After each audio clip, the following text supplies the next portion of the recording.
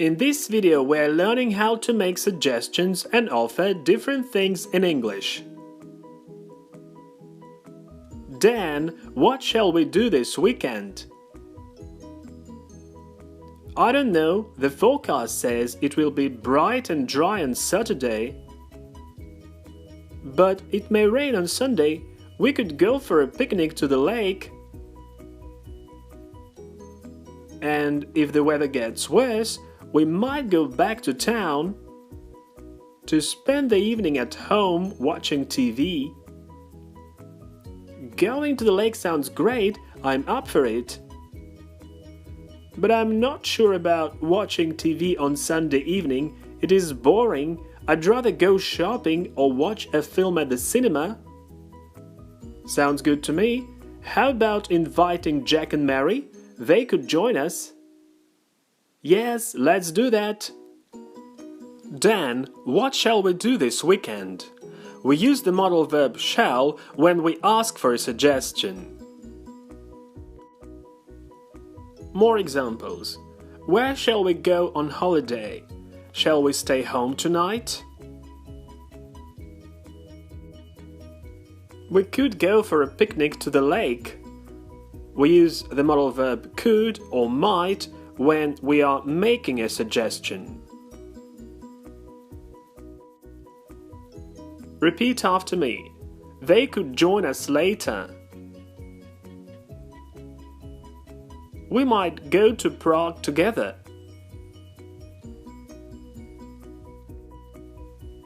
Sounds good to me. How about inviting Jack and Mary? To make a suggestion, we also use questions with how about and what about.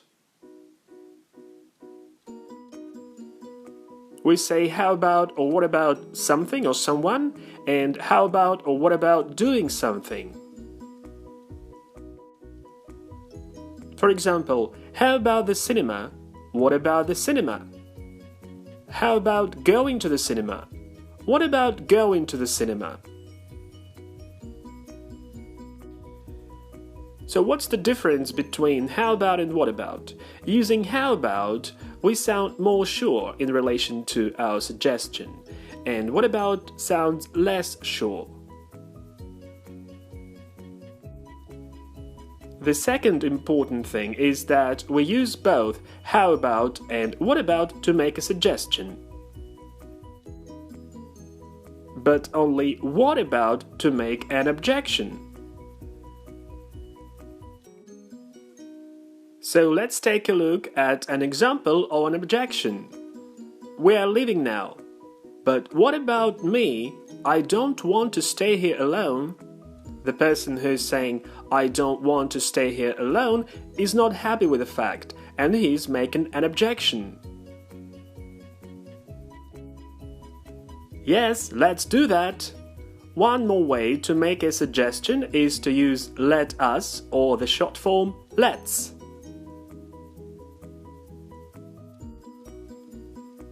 Repeat after me. Let's visit Colombia next year.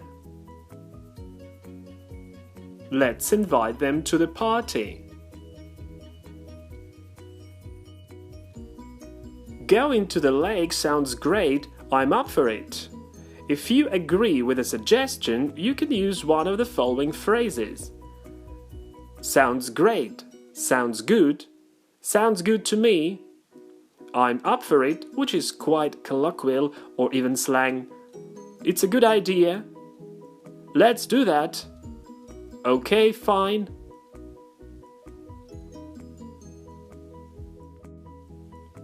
More examples.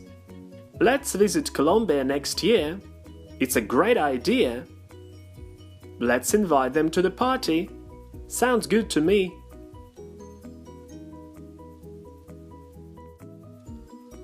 But I'm not sure about watching TV on Sunday evening, it is boring.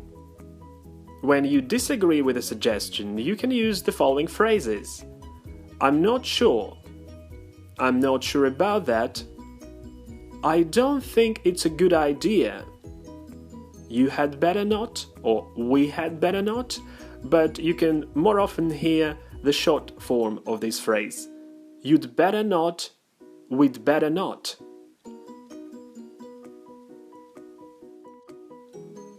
More examples. Let's call him now. I'm not sure about that. How about inviting them to the party? We'd better not.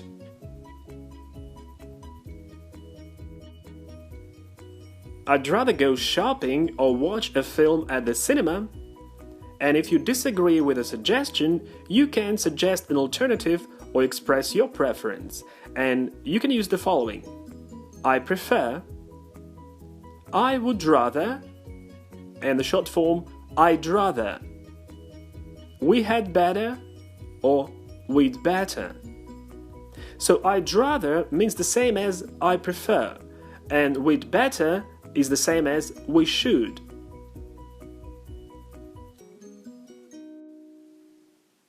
Let's go shopping tomorrow. I'm not sure about that. I'd rather stay at home, or I prefer to stay at home. Please pay attention that when we use prefer, we use the to infinitive, but when we use I'd rather or we'd rather, we use the bare infinitive. And the second dialogue. We could stay here for the night. I don't know. We'd better find a better place. So you see that the person is not happy with the idea and he's making a recommendation. So how to report other people's suggestions? What is Dan saying? We could go for a picnic to the lake. So Dan suggested going to the lake or going for a picnic to the lake. So we use the gerund after the verb suggest, and we never use the to infinitive after suggest. So you cannot say Dan suggested to go to the lake. It's wrong. Another variant is to use the modal verb should or bare infinitive without to. For example, Dan suggested that they should go to the lake, or Dan suggested that they go to the lake.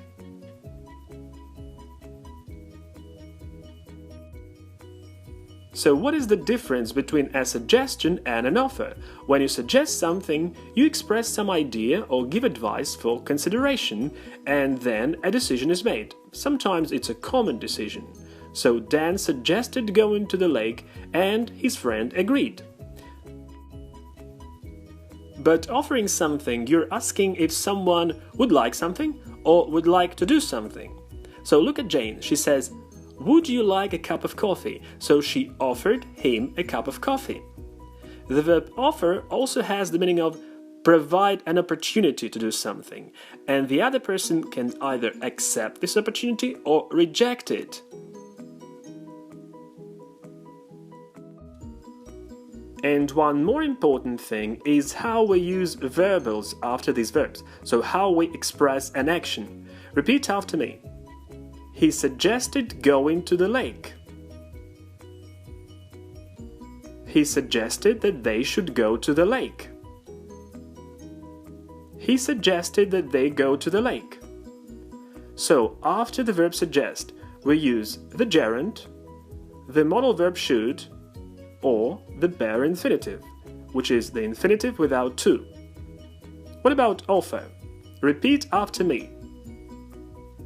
She offered to help him with the homework. He offered to give me a ride.